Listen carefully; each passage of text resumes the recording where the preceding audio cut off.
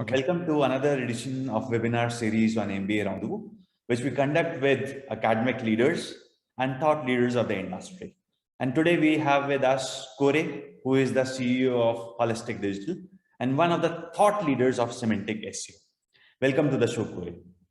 Thanks so much for having me here. It's a great pleasure and a great honor too. I can tell that I have attended many events for SEO, but I guess this is the first time that I am attending an event for mainly the academicians and scientists. So it's even more meaningful for me. Wonderful, wonderful. So Koray, how we would like to start is that we will like to start at the very top so that everybody is at the same context, and then we will try to go deeper down and unmingle the stuff. Okay, we can do it. We can do it in that way too. Maybe we can start from definitions of the semantics and semantic SEO, semantic web and semantic search engines.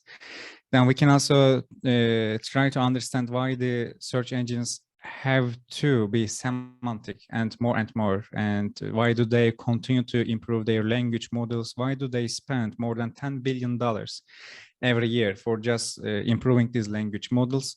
And then maybe we can even expand it beyond SEO, because when it comes to the dialogue systems based on NLP, or when it comes to the understanding the human language, it's not just for search. Actually, it is also for personal life assistant robotics.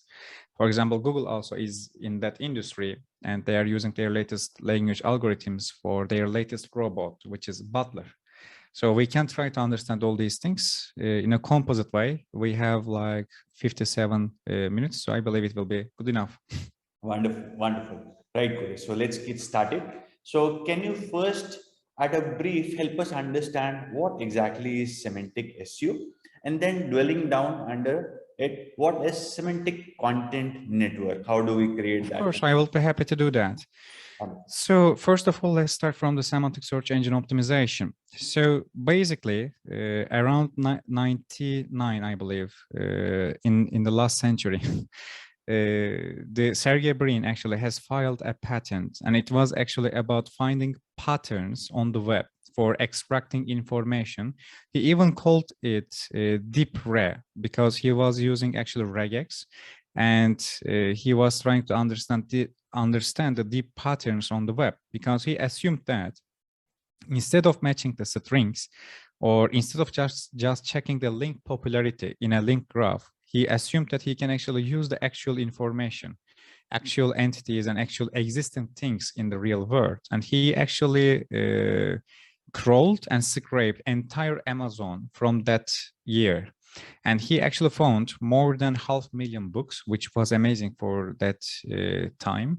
And then he realized that recognizing an entity as is so hard, because he actually encountered a couple of common problems. First of all, some of the books, let's say 7% of the books, they were fake. And even if the books are real, the authors were fake. Or even if the authors are also right, the author names were wrong. And sometimes a website or a web page or a seller was telling that the book is about X, but another one was saying book is actually about Y. So when we look at these things from the Sergey Brin's point of view, like around 23 years ago, he was confused, because he assumed that this is, first of all, maybe it might be better, but it is too costly to understand the entities, connect them to each other, extracting the information, and also checking the accuracy. Then they actually started to focus on relevance rather than understanding the document.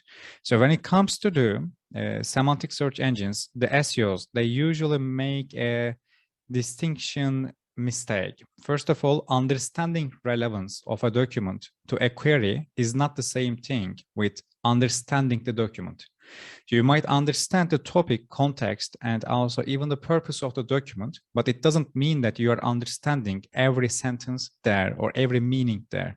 So that's why since 1999, the search engine Google, actually, they had to focus on relevance understanding, context understanding, topicality understanding. Then we had Anna Patterson, and she actually manages the Google Ventures at the moment, another data science and AI sub company. And Anna Patterson actually told that certain phrases appear together with certain phrases and in a certain way with a certain word proximity. Then they have started to create some phrase lists, and then they have started to measure actually which phrases have more weight for certain topics. Then they started to divide entire web into the different sub-contexts. Imagine that you are using a phrase with another one, and they assume that, okay, this document has to go this index for these queries. But if you add one more, it will start to go another one. If you use all of them, it means that actually you will start to dilute the context. So these things actually were the early days of the semantic search engines. And the semantic SEO is actually understanding why the search engines have to be semantic and optimizing the websites or the sources according to these needs. And today, they are very much more beyond these type of things. They just don't understand the relevance. They also understand every passage. So that's why from time to time, for example, the passage indexing, instead of ranking a document according to its overall relevance and overall quality, they just index a single passage and they just rank the passage. So it is actually a revolutionary thing because it means that they are changing the index construction. In the old index construction, they were indexing documents for queries, but now they are indexing passages for questions. So it is a new era for search engines too. And if you think in this way, semantic SEO is actually optimizing a website based on meanings, concepts, and also semantic similarity, semantic relevance, or even semantic distance. And when you understand and collect these things with information extraction, you will be able to actually create best possible query responsiveness. To be able to explain the last two concepts, one of them is query responsiveness, the other one is information extraction. I will need to explain their point of view. So let's say we have a document. In the old times, we were able to understand the relevance. So we can tell that, yes, this document is relevant to this query. So it is actually understanding the relevance. But we don't know whether this document actually has the right information, necessary information, or whether they are able to respond to the search need behind the search query or not. We just tell that it is actually relevant. So in the old days, search engines actually were taking the most relevant documents, then they were filtering them out according to the page rank. If the page rank is high, it means that actually it is quality. And since it is relevant, we can serve it. But today it is beyond that. We need to extract the information. So information extraction is different than information retrieval. Information retrieval is to understand overall relevance. Information extraction is actually for extracting or pulling out that specific information from the document and giving it to the user directly. So it is very much better for users too. And while doing that, the search engines realize that certain sources, they have more information to be extracted and they have higher accuracy. Then they have started to use this information accuracy and richness and uniqueness for balancing the page rank, because they have realized that some sources, they are relevant, they don't have page rank, but still they have high level of information. So it means that we can actually balance the page rank by benefiting the information-rich websites even more. And semantic SEO actually focuses on this information accuracy or relatedness even more. And in this case, we need to talk about semantic content networks, because it actually comes from the semantic networks in knowledge representation. And I am sure that most of the academicians in this channel, they have used these methods in their lives while thinking even. Knowledge representation means that we actually store the knowledge in a different represented forms. These forms might be networks, or they might be frames, or we have some other logical representation methodologies for knowledge itself. But the best one that can be used by the search engines for cheaper algorithms is actually a semantic network. So if I create a sentence like, let's say, the Hamlet died because of a poisoned sword swing or something like that. The search engine will be able to understand which entity is this in an easy way. But beyond that, they will take the sentence, they will parse it. They will take the entity to here and they will give it a that cause. And then they will actually put the that tool or something like that. And they will put also the poison there. So there are missing parts there. For example, which poison, who used the sword, and what was the date and the place. And also what was the reason for that fight, because sword is a tool for fighting. So when you use these semantic networks, the search engine is able to assign different semantic role labels to the every existing thing in the sentences, and they create a different graph or a different network based on that. And they actually call it data to text or text to data. They take a regular text and then they start to actually put it in the form of a data frame. And they do it from multiple other sources. Then they realize that some of the sources, the reliable ones, they usually give certain things with certain values and certain forms. Then they start to actually improve their language algorithms and also their knowledge graph and knowledge base according to that. And the semantic content network is actually creating a semantic network in the form of content. So we try to understand how Google thinks and what Google thinks and why it thinks in that way. Then we try to create the best possible information graph in our network by dividing network into the different web pages. And also we try to organize every heading vector, context flow, and also content format. We try to even optimize every sentence structure. And even we choose the most possible or probable predicates and predicate lemmatization so that the search engine can increase the confidence score even further. And once we create our semantic content network, search engine actually can come, scan the text and also visuals too. Then they will start to create a semantic network from the information that are stored in our content. Once this semantic network has been created, they will start to compare it to the other sources. Then they will start to compare it to their own knowledge base. If there is added value, unique information, and if the content is in a better shape to be processed and evaluated, it means that actually you are giving higher accuracy and more information and in a more cheaper way. So basically, this is what the semantic content networks. Wonderful, wonderful. That was interesting, Koray. I have a follow-up question on the content. Of course. Itself. So when we are speaking about semantic content network, does Google create this network per document? Is it per page of the website that a network is getting created and all these networks are then interconnected by the interlinks? That is how Google works? Yes, because in 2019, they have actually officially announced an update, and they called this update as neural nets. In other words, neural networks. So when we use the term neural network, it is actually a concept for deep learning. And another problem there is Google has a tendency to name any kinds of algorithm with the word deep. For example, the BERT algorithm, they were calling it deep ranking rather than just BERT, for example. So even that actually shows how the Google engineers think. They want to use neural nets or neural networks all the time because it is an imitation of our own neurons. And it is highly appropriate because a semantic search engine has to use neural networks too, because there is always a network. That's why the alternate names or alternative names for semantic search engines are association engines, or sometimes it is understanding search engine, sometimes it is called contextual search engine.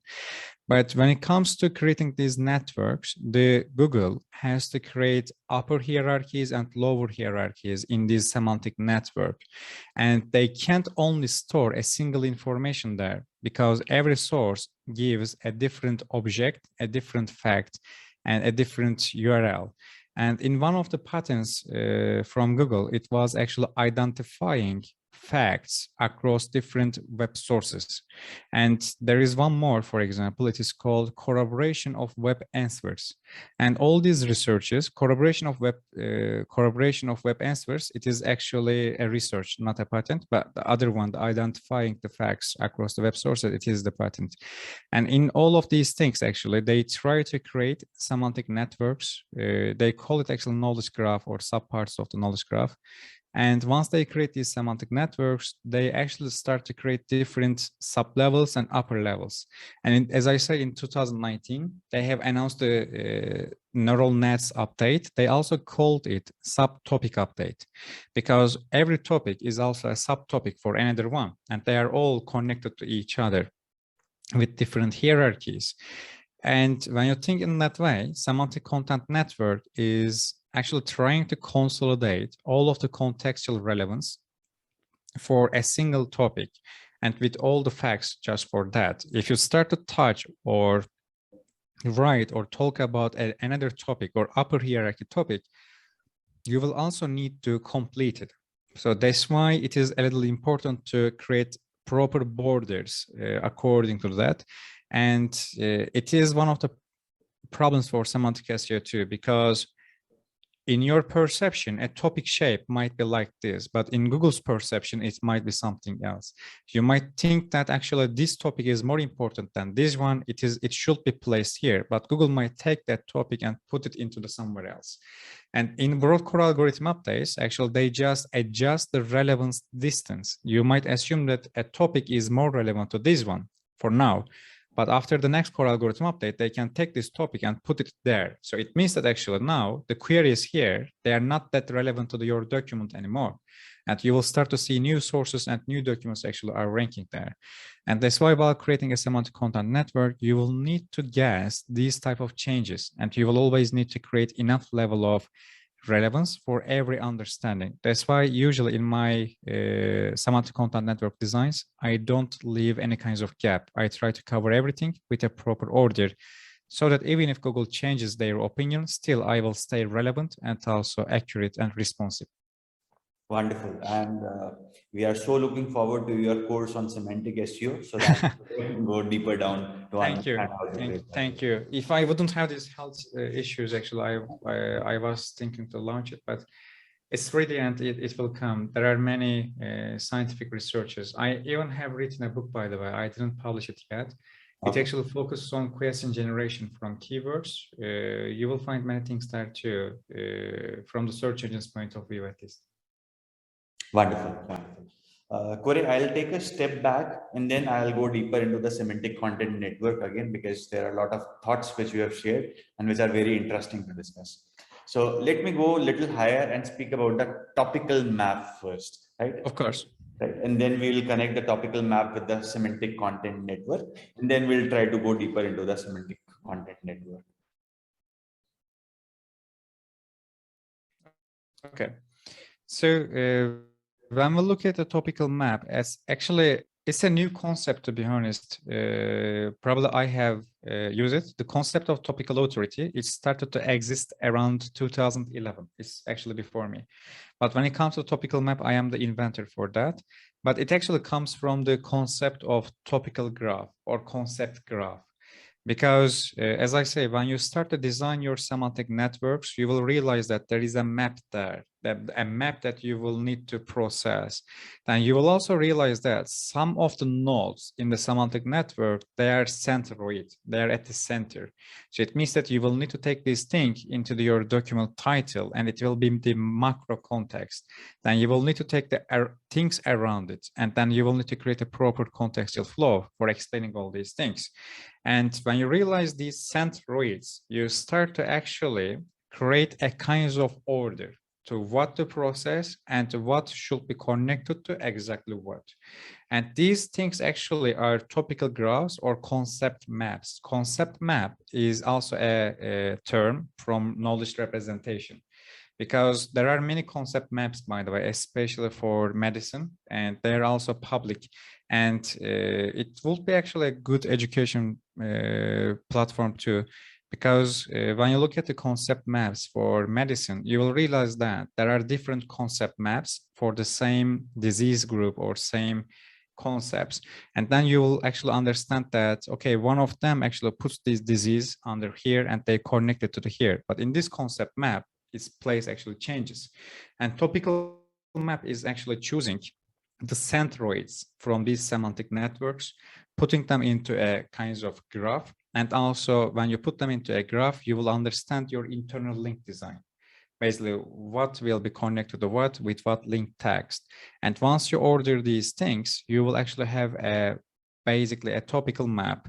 And when you create a topical map, it is like the Google's own subtopic update, because a topical map might be a subtopical map for another one. For example, in one of my SEO case studies, probably I have created more than 150 different topical maps for different topical maps for every different context or main entity or also macro context.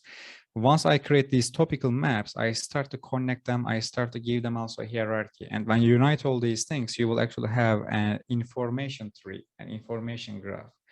And if your information tree is appropriate to Google's own perception, it means that actually they will start to increase their confidence score for you and also for the information that they have, because according to the Google researchers, they might change their opinion. You can ask the mile age of Honda Civic to a search engine might actually give contradicting information, because information on the web is contradicting. And then Google might actually have a higher confidence for mileage of Honda Civic. And then they can actually start to filter out the wrong answer, giving wrong answer sources that can also reflect this inaccuracy situation to the other neighborhood content as well. And basically, actually, that's why they have created their own product graph, and they are competing against Amazon for that. They want to understand products very much better. It is also a good example why the semantic search engines matter, because if you want to compete against Amazon, you have to understand every product rather than just matching the queries to the documents. So it means that you will need to understand every product dimension, like type of the product or battery of the product or even maintenance, material size or other things there. So when you create these topical maps, then there are a couple of more things there too. For example, defining the topical borders, where a topic ends and where the other one actually starts. Then you will actually need to also understand the query templates, because according to the query patterns, you will have to reorganize your also the title of the documents. If you change the title of the documents, it means that your context flow inside of the document, it will need to change. If some of the entities or some of the concepts, if they're not appropriate for that document macro context, it means that you will need to expand your topical map even further. So there are these type of things there. It is a little hard to implement, but when you are able to create these things with discipline, you will get the results. Wonderful. We have been trying internally to do it. We passed, we failed, we are trying to pass again. Yeah, it's a continuous process. Actually, in one of my videos, I have also explained that. I have written a case study. Then actually I started to lose some of the traffic. Then after 6 months, it came back like 4 times more. So from search engines point of view, it takes really good amount of time to understand these documents, process the text.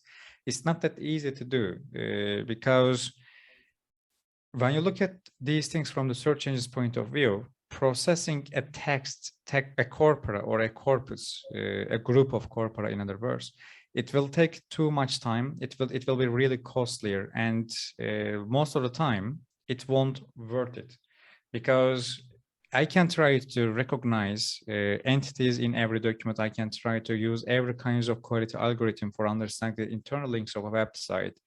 Then another algorithm might come and tell that you are just wasting your time because this website doesn't worth it.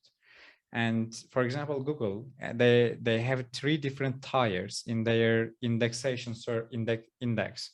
And they have explained these things in their Search of the Record podcast. They told that there are 3 different tiers in our index, and the tier 1 has the most quality websites for serving them faster. And even if we have an energy consumption problem, we always keep the tier 1 alive so that actually people can reach out these most important sources, most important websites. But when it comes to tier 2 and tier 3, they can die from time to time, and we don't care about them that much. So even if Google doesn't put every website into the same computer, same data center, it means that they also don't use the same algorithms all the time for understanding them. Because to make Google use these expensive algorithms in your website, you have to give high level of quality signals so that they can actually understand the information graph in your content. And that's why at the beginning, usually I tell my team members and also clients that they should focus on impression increase rather than actually click increase. If you exceed impression thresholds for certain queries, Google will actually come back and they will start to process the text to see whether actually you have more than just the relevance, because impression increase, it comes from relevance. But if you want to increase your clicks, you will need to show that you have the information, and not just information, but also the function. You will need to be responsive for information need or action need on the web during the search, and it will continue like that. Wonderful. Just to revalidate my thoughts, Koray. So, are the semantic content networks the nodes of a topical map? Is it correct? Yes, actually, when you create, let me explain the difference between them. As I say, the topical map, it has only the centroids in a network. Let's say you want to write all different, let's say just the cat foods. And you will realize that some of them are more important and they are the centroids. You will need to put these things into your topical map. And the other ones, the ones that are around the centroids, they will go inside of that document, but they won't appear at the macro context of this document. So from Google's point of view, a document has 3 sections: ads, main content, and supplementary content. The main content actually has the macro context. According to David C. Tyler from Google, they actually realize that every document has a macro context, a macro layout, certain types of web page components, and a single main topic. But at the bottom or around the middle, they realize that there are also some subtopics or side contexts. And they use these side contexts to understand the document connections across different web pages. And when you have your topical map, you actually have the main entity for that document and you have the macro context for that document. But when it comes to process these attributes and some of these subcontexts, you will need other entities around that centroid. Once you have these other ones, the outer section of that centroid, you will need to put these things into that document. If you unite these documents, you will have a semantic content network. But if you just look at the topical map, you will just find what you will process for what context. The semantic content network, it actually includes everything there as processed and also connected to each other. That makes a lot of sense, Koray. Wonderful. So let's go down to the document level now, right? You speak about quality thresholds of the score, quality threshold score, right? So that is very interesting to understand. And when you speak about creating unique n-grams and context vectors, can you help us understand more at the document level now? What exactly is required to optimize a particular document at the I will try to give a couple of terms and concepts. I believe they will make thinking easier.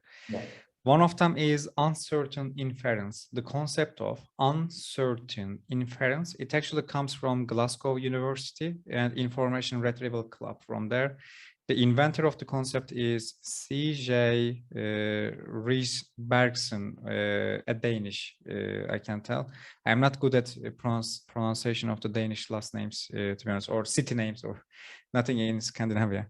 So basically the concept uncertain inference, it tells that a search engine, even if the search engine has all the intelligence, all the energy, all the money on the world, Still, they can't be 100% sure for the meaning of the query. So uncertain inference principle accepts that they always have to focus on probable probabilities. And once someone actually searches any kinds of query, the thing that the search engine will do is rewriting the query. They will have to rewrite the query in different forms. And these things might be implicit questions. These things might be entity seeking queries, answer seeking queries, or these things might be emergency crisis queries from the Google's own perception. That's why in my slide share, I have as a presentation, it is called Semantic Search Engines and Query Processing. Because if a search engine is able to process a query with all the probabilities, then they will start to understand what are the possible contexts around that query. Once they take these contextual zones or contextual domains around the query, they will start to distribute all the query candidates or query refinements around that the query that has been searched.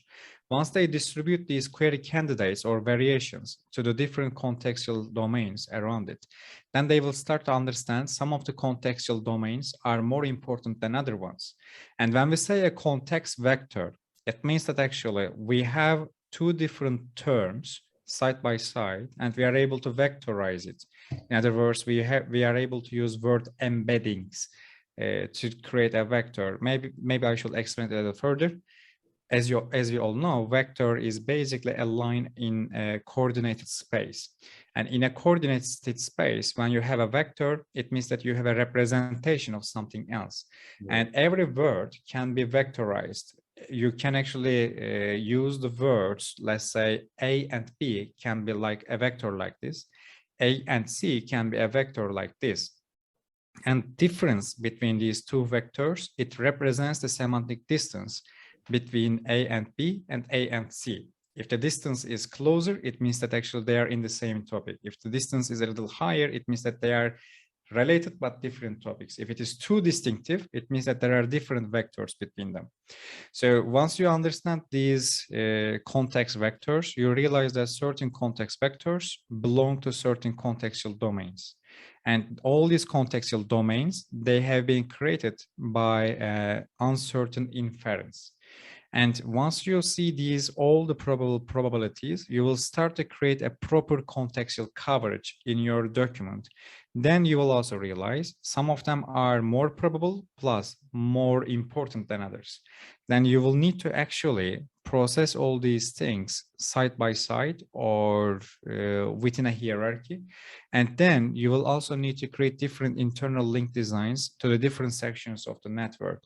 For example, in one of my case studies, I have published it with autoritas.com, another tool for SEO, and it was for an energy consumption brand. I can tell that it was a really good project.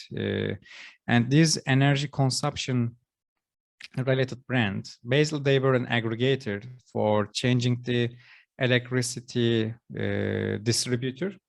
And for that project, I actually processed every context of electricity, because when you talked about the electricity and the prices, now it is a consumer good. If I just talk about what electricity, it is about science and it is entirely different. If I start to talk about production of the electricity, it is about technique, which is another thing. So imagine that you are just searching for the electricity, and Google actually called it dynamic serving of the content. If maybe you can find it if you search things from the United States. When you search for something, Google starts to give some sidebar at the left side of the SERP, and there are different contexts there. Sometimes they talk about formula, sometimes it's about books, sometimes it's about even recipes or something else there, or just the images. All these subsections, they actually represent different sub-contexts and contextual domains about that query. And that query, the search engine is not sure about what you mean. That's why they use uncertain inference. Then they start to create these contextual domains. And in that project, I processed everything there, basically, by creating a topical map. Since I created a topical map and processed everything, for every possible contextual domain, my website always stayed relevant. And search engines, they are not that volunteered to find every website on the web and give them a chance on the SERP. But if you make search engine realize that for every possible contextual domain, for every possible uncertain inference, always my source is relevant, always my source has accuracy, and in every possible scenario, I have the right answer. So it means that ranking you is cheaper and easier. Rather than just searching billions of documents, I can just go to you and I can check your document. And if it is similar to the previous ones, I can just rank it in a quick way. And this is how actually machine learning work. And it is also another topic because, as you know, Amit Singhal, he was a Google fellow and Google engineer, highly respected engineer. He had to leave the Google, but he did good things there. And he was actually against using machine learning for search systems. Because when you use machine learning for search systems, there will always be outliers and you won't know why. So it means that if you are losing traffic on Google, sometimes it might be because of an algorithmic error. Maybe you didn't do anything wrong and Google machine learning systems couldn't understand what's going on there. That's why sometimes, even if you do not change nothing in your website, and even if your competitors don't change something in their websites, you can lose a core algorithm update and then you actually win it back for the next one. So you changed nothing, but from Google's point of view, they have improved their algorithm or the contrary. And when you use machine learning for the search systems, you will have to label the websites, the passages, or anything basically there. And when you start to label these things, you will need to create other different labels. That's why actually once Fabrice Channel from Microsoft Bing, which is another semantic search engine, he told that to weight different factors, which are different labels, they just actually use different algorithms and usually they choose the cheaper one, the most convenient one for them. If the results are good enough, they go with it. And when you think like that, to be able to create the best possible document, sometimes you even need to calculate the possible mistakes from the search engine point of view. That's why sometimes you need to go beyond for your source, even if you are not that relevant to that specific query or to that specific concept, still you will need to include it for the sake of uncertain inference. And if you're able to do it in a proper way, you will always stay relevant, responsive, and the search engine will have to rank you once they realize your source. So does that also mean, Koray, that when we are speaking about uncertain inference, the cost to produce the content goes higher because you are covering a lot more things? Yes, actually it is. It depends on your approach there. For example, in my situation, usually it goes lower because I don't let authors to write fluff. As an example, I don't let my authors to use the word also, because in search engine optimization, every word, if it is possible, it should be contextual. If you delete a word and if it doesn't change the meaning of the sentence, if the grammar is not broken, it means that that word is not necessary in that document, just delete it. Because search engines, in their language algorithms, they use attention spans. That's why the motto of BERT is attention is all you need. You can't actually process entire corpus at once. You can't process 2 billion words at once, but you can create a window, an attention window, and this window can actually wander 2 billion words for you. They can take every word seconds for you while labeling every word with word sense disambiguation and role of the word. Then they can take all these data, put them into a data frame. Then you can actually start to create your own language model by checking which word appear after which word with what suffix, with what role. Then you will get all these probabilities. That's why actual language models, they don't understand the language, they just imitate it. You write something and they take the best possible candidates and then they actually continue to use these word sequences. They create different possible candidates. They choose the most probable one.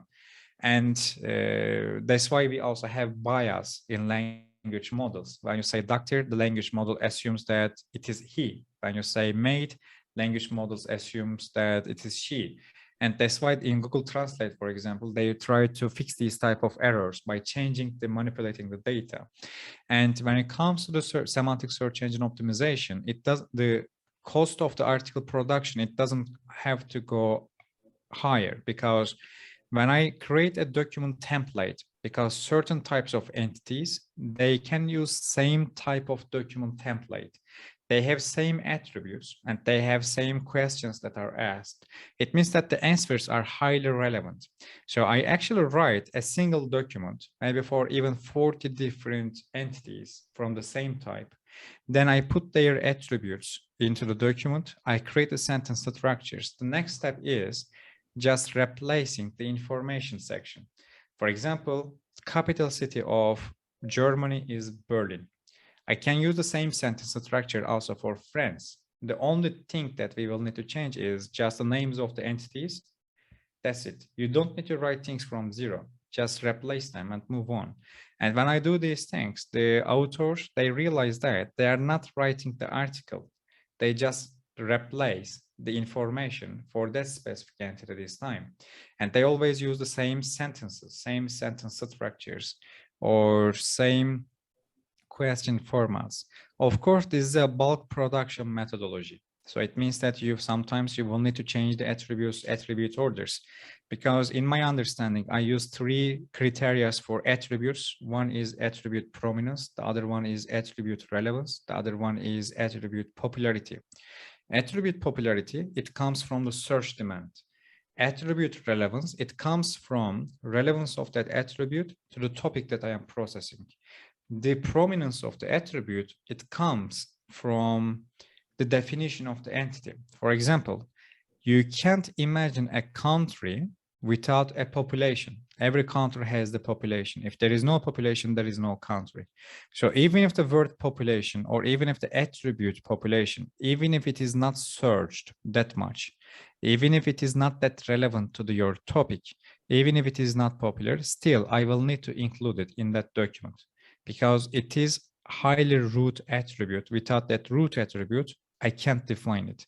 Some of these things are called subjective attributes. Some of these things are called actually, for example, in one of the patterns, question generation from knowledge graph. They take the attributes, then they take the question templates, then they actually variate these things so that they can generate the questions, as in people also ask questions, for example. And once they create these questions, it is highly easier to find the information.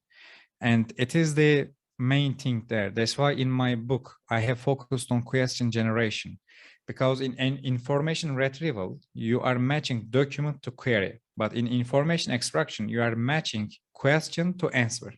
So it means that you will need to generate questions so that you can find the answers. And to be able to generate the questions, you need queries and uncertain inference.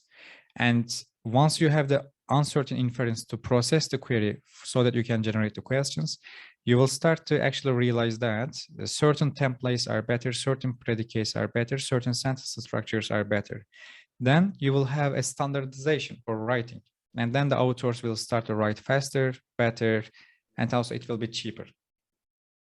That is very interesting, Koray, because we have been internally trying to optimize our document structure with help of Google's NLP demo tools. It can be used too, but the main thing is that if you leave authors alone, all of them will write different things eventually.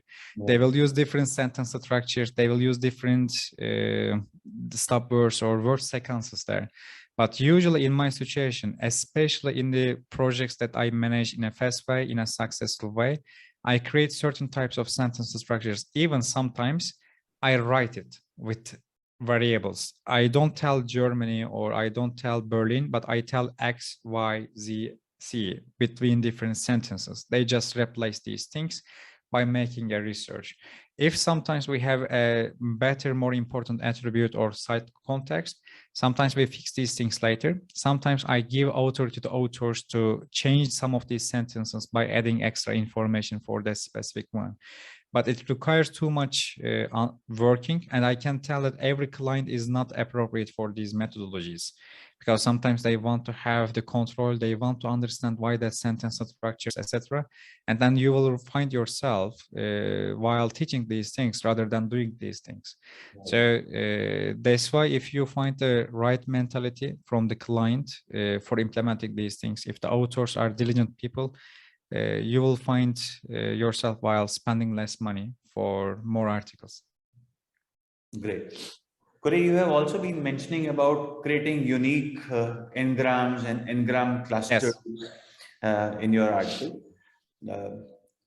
And I also understand that you are against using the word keywords, but I wanted to really understand from you, when we speak about n-grams, are they actually different? What is the difference between an n-gram and a keyword there? And how do we create n-gram clusters, and what is the difference between keyword cluster there? Okay, so from Google's point of view, and by saying Google here, I actually mean Stephen D. Baker and Nitin Gupta, and they are really important. They were really important Google engineers, and they are the brains behind the feature snippets, and they call them web answers. And there, actually, they defined that especially specific n-grams, for example, the 4 grams, they're the best possible tool for them to find the best possible answer for certain questions. And they call these n-grams or different types of n-grams answer terms. So according to them, for certain topics and certain question templates, they have certain answer terms or word sequences, and they use these answer terms or word sequences in the forms of 4 grams so that they can understand which source actually has the added value and a proper answer there. And I use the word query instead of keyword because the word keyword actually it comes from journalism rather than search engine optimization. And it is for actual offline marketing, but not just the marketing. It is even for politicians and politics or talks. But when it comes to the query, it is actually, by saying the query, we actually mean search query that has put into a web search engine. So when you look at a search query for a web search engine, we can't use the term keyword there because keywords are actually for making a message explicit, for making a point explicit. But when it comes to the search query, it is for relevance.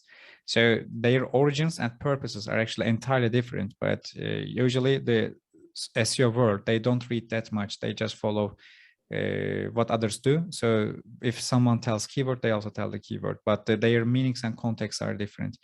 And when it comes to the understanding these search queries in a way that search engine actually does, you will need to understand how the Google engineers think, and then you will need to read their thoughts. For example, there are 2 really important philosophers in Google, in my opinion. One of them is Dr. Nayak, the other one is Dr. Messler, and they both now actually work on changing the understanding the web. For example, in one of their names for their research is called Rethinking of Web and Finding Knowledge Domain Experts.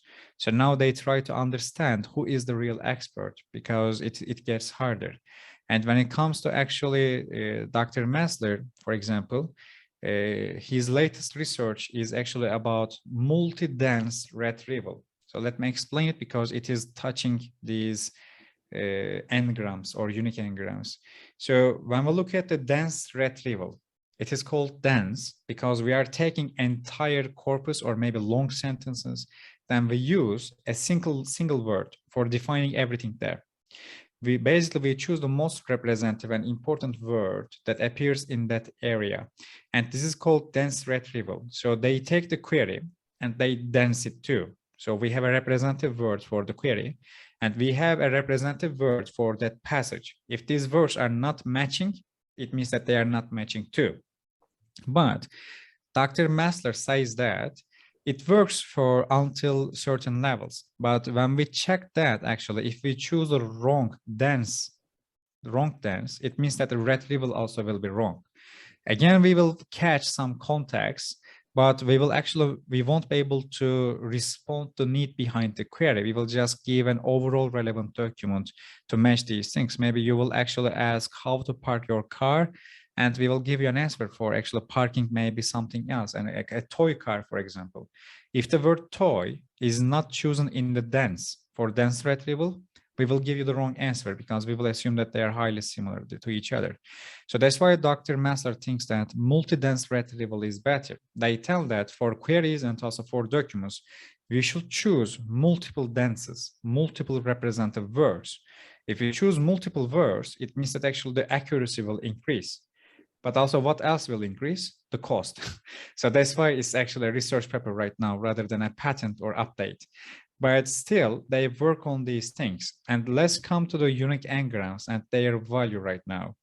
Because on the web, there are, I don't remember the exact count, but I guess it was higher than 180 trillions of web documents.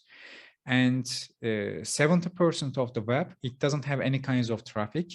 And the rest, when you look at that 30%, 98% of that traffic comes from crawlers, bots, or harmful programs. So only 2% of the traffic on the web is coming from users. And it is only for really, really small portion of the web. And 96% of the traffic on the web, it actually goes only to do like 3 or 4% of the web. So if you think it like that, nearly 99% of the web is not necessary for the search engine, but still they have to crawl all of these things because they are linking each other, and you will need to understand the relevant importance of these documents in a complete link graph. So that's why when you think like that, they are increasing their cost all the time. For example, we have one latest research from Google. It is called Adaptive Confident Language Model. And they tell that, and you can even unite these things with Dr. Massler multi-dense retrieval research. Let me explain. In multi-dense retrieval, we try to create multiple representative words so that we can increase the accuracy for matching these things. And in Adaptive Confident Language Model, the research says that to understand a document, we don't have to use entire language model. We can just choose an adaptive section, a section that we can adapt by actually using it. And they call it confident because they know that at least maybe 50 times they will use the wrong portion of the language model. For example, like around 10 minutes ago, I have talked about word sequences, attention span, and creating a data frame with word sequences. So imagine that to understand your website, Google uses only the top section of the data frame. That's why it is called adaptive, and they will check the confidence score. If the confidence score is not exceeding the threshold, they will choose a different portion and they will try it. And then eventually they will understand which portion of the language model is better for which portion of the web. If they're able to do that, they will decrease the cost. Then they can actually use multi-dense retrieval. So their research papers are always like this, increasing quality while decreasing the cost or protecting the quality. And when we look at these unique n-grams, it shows Google that, okay, I am crawling this topic for maybe last 20 years, and I have actually seen this phrase taxonomy or phrase combination first time. It's not similar to the others. So I can't shadow this source. I can't delay this source because it is unique. It adds real value and it gives more information than others in a compressed way. And there are more entities, more declarations, and more states. Every context is actually flowing according to my SERP and according to my understanding. And then actually they will start to understand that it works for crawling. If it works for crawling, it means that actually they will continue to crawl more. If you exceed the quality threshold, they will go deep for your website and they will use all the algorithms. Then actually you will see the re-ranking. I have also explained the ranking algorithms, re-ranking and initial ranking. And once you exceed the threshold, whenever you exceed it, you will see another re-ranking, and it will always continue like that. And in my latest SEO case study too, I have actually uploaded new screenshots and new explanations. They will be uploaded too because it continues to raise. It actually doubled again. So it always continues like that as long as you actually exceed the threshold. N-grams there, or n-gram clusters, it is important for taking the attention of the search engine because using a single unique phrase in your document is not good enough for the search engine. They can't pay attention to that. But if most of your n-grams are unique, imagine that I am tokenizing your document, aggregating all the n-grams, and I see that the most used ones, they are unique. So it is relevant to the topic, it is more accurate, but also it's not similar to others. So it means that they can place you directly into the SERP. It is called information foraging. Information foraging is the process of constructing a SERP that actually can cover everything. And if you are highly similar to the websites that are already ranking, it means that you are not necessary on the SERP because we already have you there with a different name. From search engine's point of view, it doesn't matter whether you rank or whether someone else ranks. They just want to satisfy the user. But if you are not similar to the others, if you are unique, it means that actually if they put you into the SERP, they are increasing the click satisfaction chance. You are not similar to others, it means that actually you deserve to rank there. And it's the point there. That's why I'm trying to actually create unique n-grams and unique n-gram clusters. Wonderful, wonderful. So I'll come down to my last question, Koray, because I also want to have a small informal chat with the team before we let you go today. So I'll come down to my last question. So what is the mantra to get onto this featured snippet, the zero position that you talk about? Okay, in the course, actually, it will be really fun because there are many different sections for explaining that too.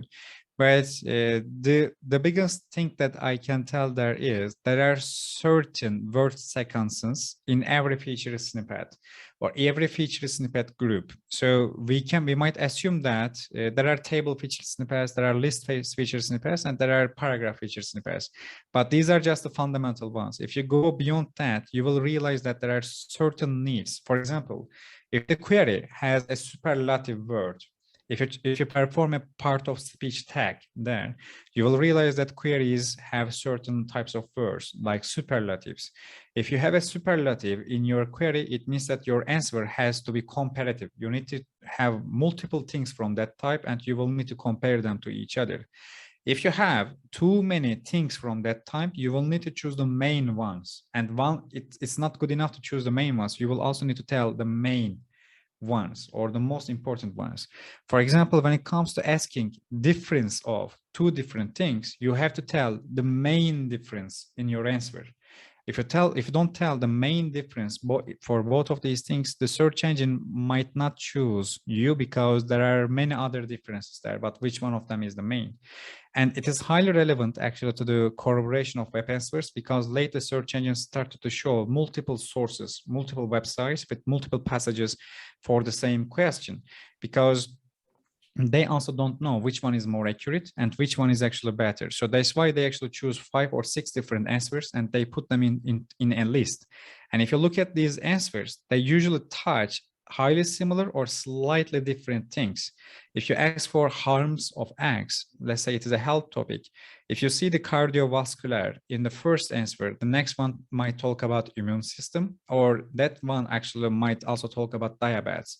But if all of them actually talk about cardiovascular, they can be competitor to each other rather than alternates.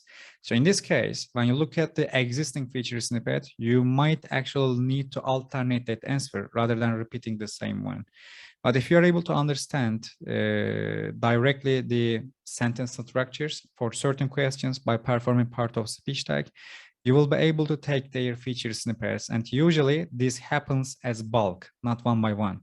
And one more suggestion from me is you should understand that feature snippets are not permanent. In other words, at least always, at least for 10% of the time, the owner of the feature snippet changes. If you find which one is the alternate, you can actually create a way much better sample for the search engine. And then if you are able to prove your overall authority with the accuracy, you will start to get feature snippets as bulk, as suddenly after certain updates. Wonderful, Koray. Thank you so much for this insightful session today. I am sure all the academic community in India would really be excited to listen to your thoughts on semantic SEO. And thank you once again for your time. Thank you. It was a pleasure for me to hear. I try to keep things simple, but sometimes we had to talk about complicated things like dense retrieval or uncertain inference and other things. But I am sure that our audience, since they're academicians, they will understand most of the things that we talk. And thank you for having me here.